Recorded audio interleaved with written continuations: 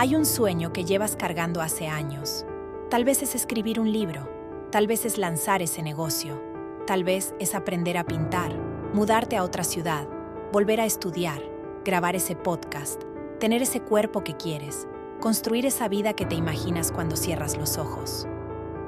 Y sabes exactamente cómo se siente, porque hay momentos, generalmente de noche, donde lo ves clarísimo, donde dices, sí, esto es lo que quiero, esto es lo que voy a hacer.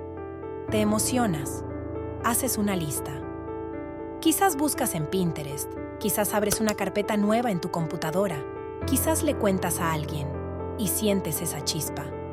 Y luego, nada. Pasan los días, pasan las semanas, y ese sueño sigue exactamente donde estaba, sin moverse, sin crecer. Y tú sigues igual, ocupadísima, cansadísima, pero sin haber avanzado ni un centímetro hacia lo que realmente quieres. Y lo más doloroso no es que no hayas empezado. Lo más doloroso es que tú misma no te entiendes. Porque no eres floja, no eres irresponsable. De hecho, probablemente eres de las personas más responsables que conoces. Cumples con tu trabajo, con tu familia, con todos. Pero contigo misma, con tus sueños, con lo que realmente importa, ahí sí te fallas. Y eso duele de una manera muy particular, porque no hay a quien culpar más que a ti misma. Pero hoy te voy a decir algo que cambió todo para mí. No es un problema de disciplina, no es un problema de motivación. No es que no quieras lo suficiente, ni que no seas suficiente. Es un problema neurológico. Hay un ciclo que está ocurriendo en tu cerebro, literalmente en este momento, que te está impidiendo perseguir lo que sueñas. Y cuando lo entendí, cuando de verdad lo entendí, lloré, porque por primera vez no me sentí rota, me sentí humana. Y eso es de lo que vamos a hablar hoy. Primero necesito que entiendas algo sobre cómo funciona tu cerebro.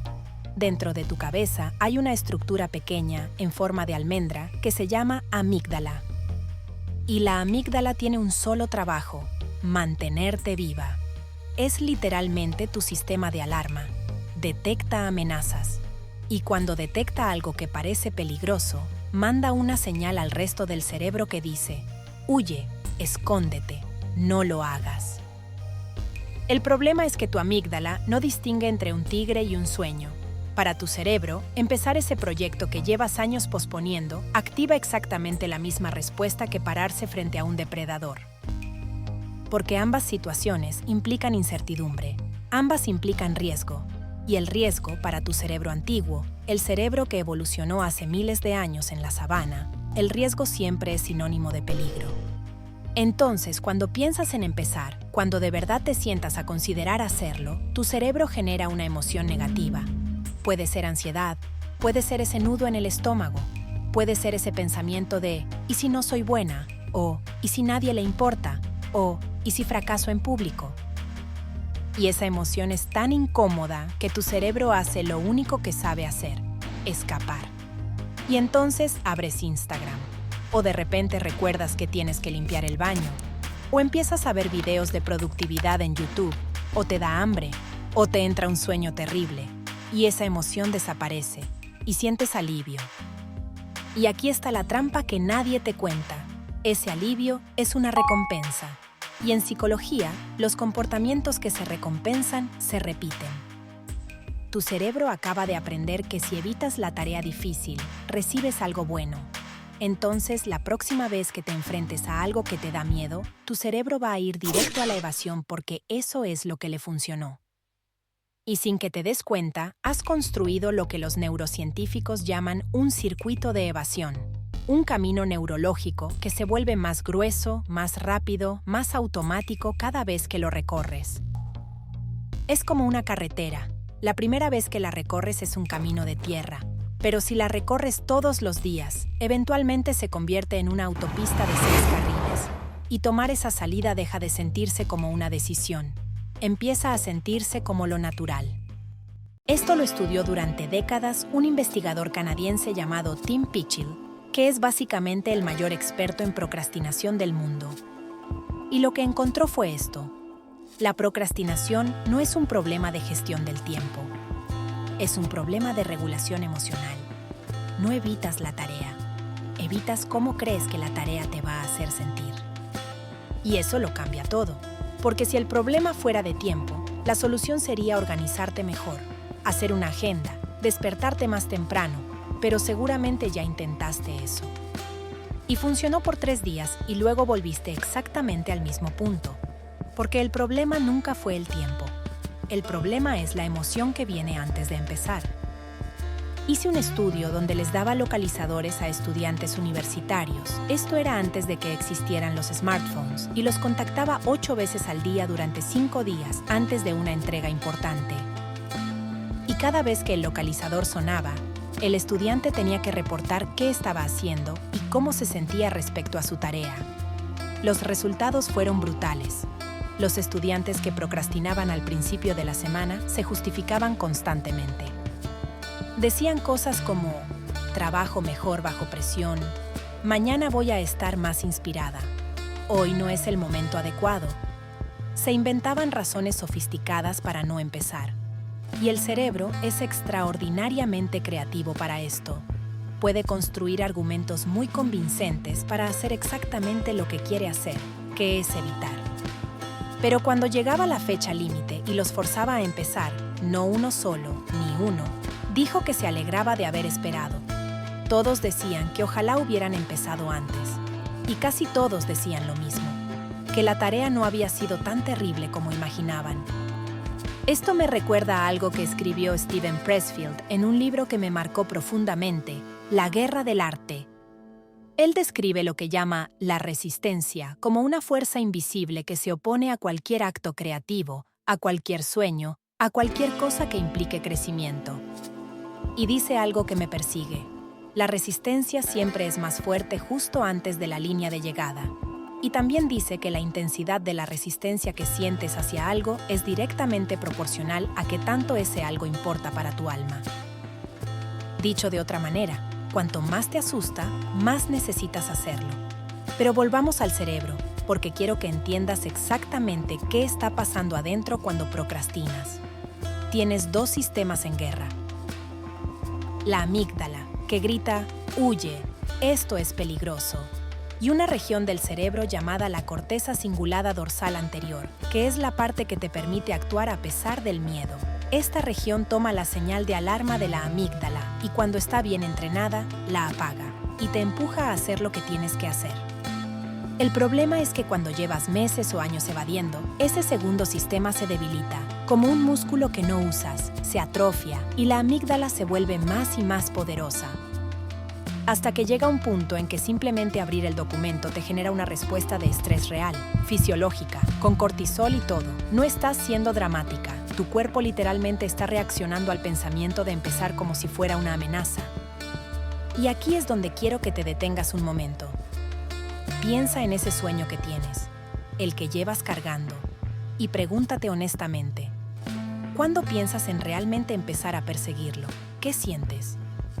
¿Qué emoción específica aparece? ¿Es miedo al fracaso?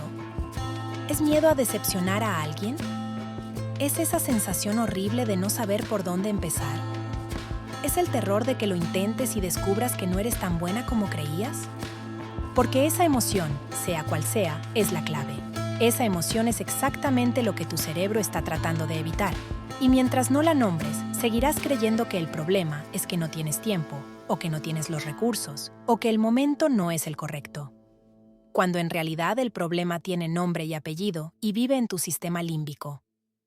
Ahora quiero hablarte de algo que me parece una de las traiciones más sofisticadas que el cerebro nos hace. Porque hasta ahora hemos hablado de la evasión obvia, la de quedarse viendo el techo, la de scrollear sin parar.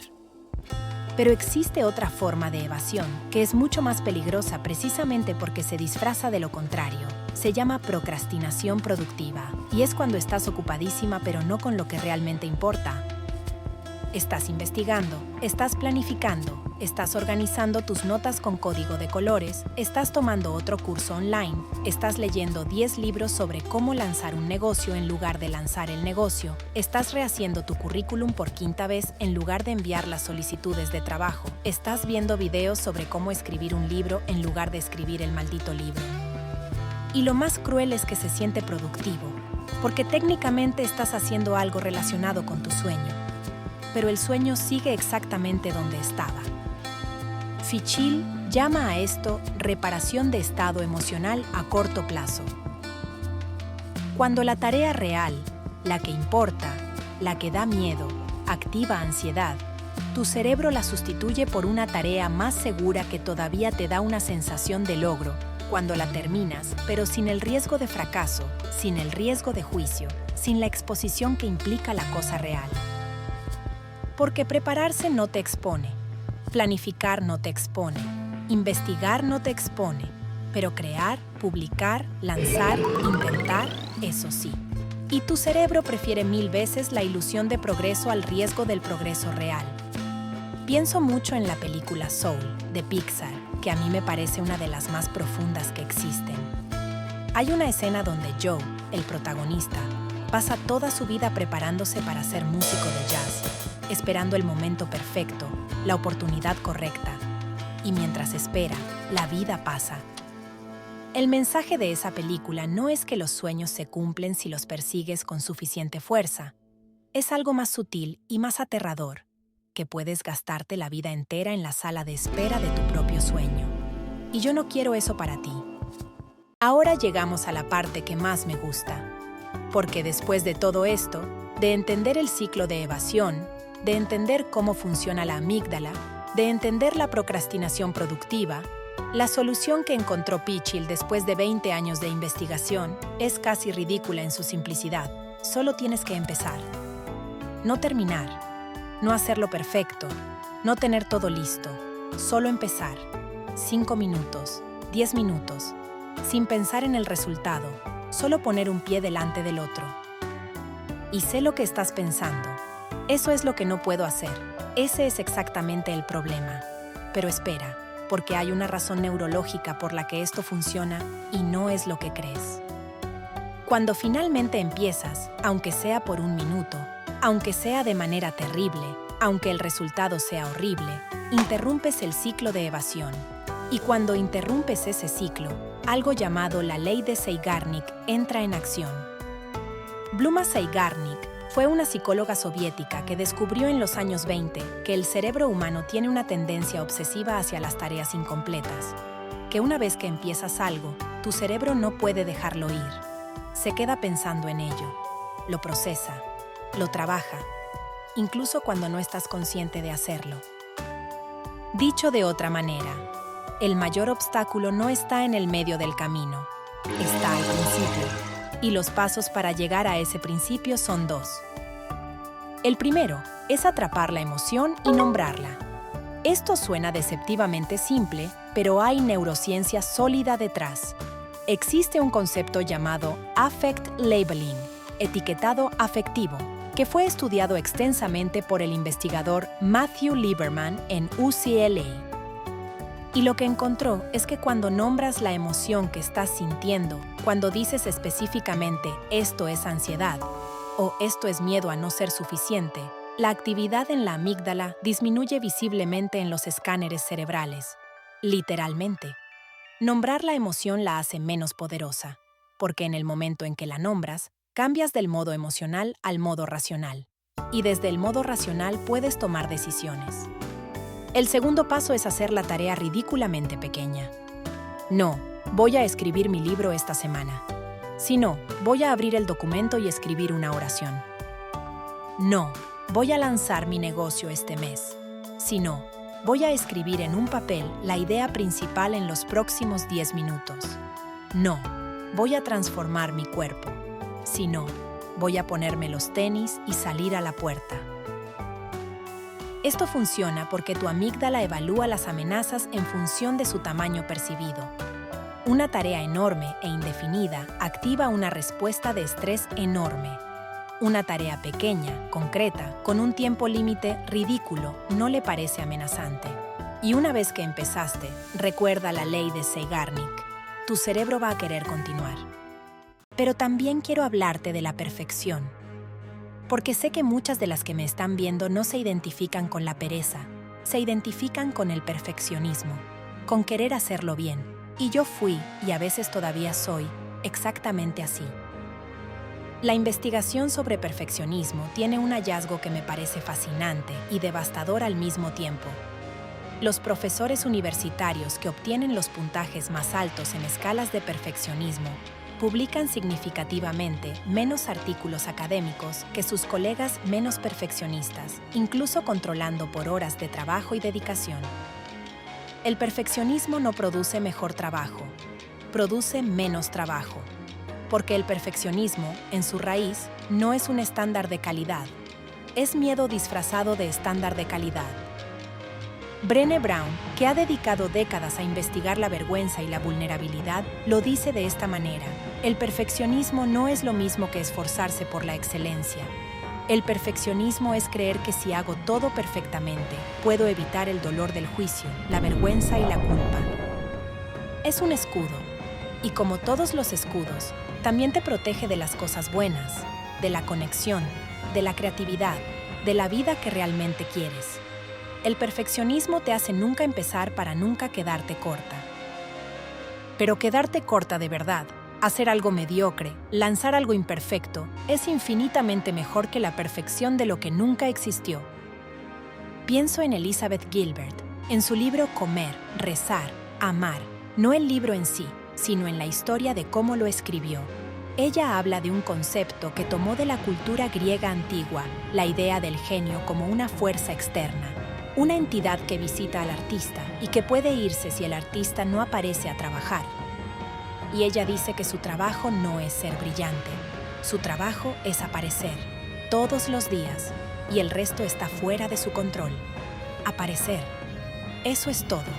No aparecer brillante, no aparecer lista, no aparecer con todo perfecto, solo aparecer. Y yo creo que en esas dos palabras está la diferencia entre las personas que viven sus sueños y las personas que mueren con ellos adentro. Porque al final, lo que no hiciste no duele menos con el tiempo, duele más. Hay estudios sobre el arrepentimiento que muestran consistentemente que las personas mayores no se arrepienten de las cosas que intentaron y fallaron. Se arrepienten casi siempre de las cosas que nunca intentaron, de los sueños que guardaron tan bien que se olvidaron de vivirlos.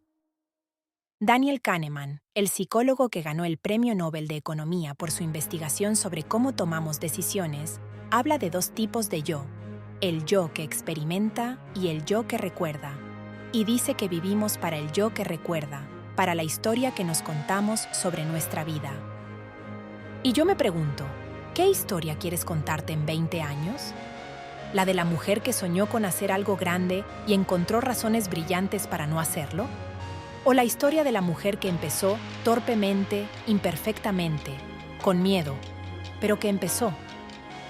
Porque el coraje no es la ausencia del miedo. El coraje es hacer la cosa aunque el miedo esté ahí. Y tu amígdala siempre va a estar ahí. Siempre va a generar esa señal de alarma cuando te acerques a algo que importa. Eso no desaparece. Pero puedes entrenar la otra parte de tu cerebro, la corteza cingulada dorsal anterior, la parte que actúa a pesar del miedo, para que sea más fuerte. Cada vez que empiezas aunque tengas miedo, estás construyendo ese músculo, estás reforzando ese circuito, estás, literalmente, cambiando la estructura de tu cerebro. La neuroplasticidad, la capacidad del cerebro de reorganizarse y crear nuevas conexiones, no es una metáfora motivacional. Es biología real. Lo que repites se convierte en estructura. Y puedes elegir qué estructura construir. Entonces, esto es lo que te pido. No que hagas todo, no que te transformes de un día para otro. Te pido una cosa pequeña, ridícula, casi insultantemente pequeña.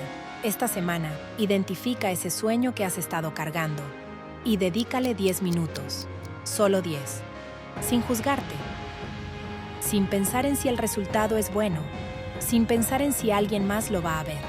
Solo empieza, abre el documento, llama a esa persona, compra el material, escribe la primera oración de ese libro, haz los 10 minutos de movimiento, escribe la idea en un papel, solo empieza.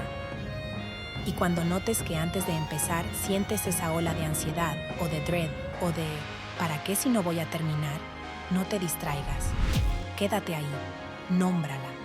Di en voz alta o en tu cabeza: esto es miedo. Y luego hazlo de todas formas, no porque el miedo haya desaparecido, sino porque tú eres más grande que él. Tu sueño merece más que una carpeta bonita en Pinterest. Merece más que una lista de resoluciones de año nuevo. Merece tus 10 minutos de hoy, y tus 10 minutos de mañana, y los del día siguiente. No sé qué sueño estás cargando, pero sé que está ahí porque no lo has podido soltar.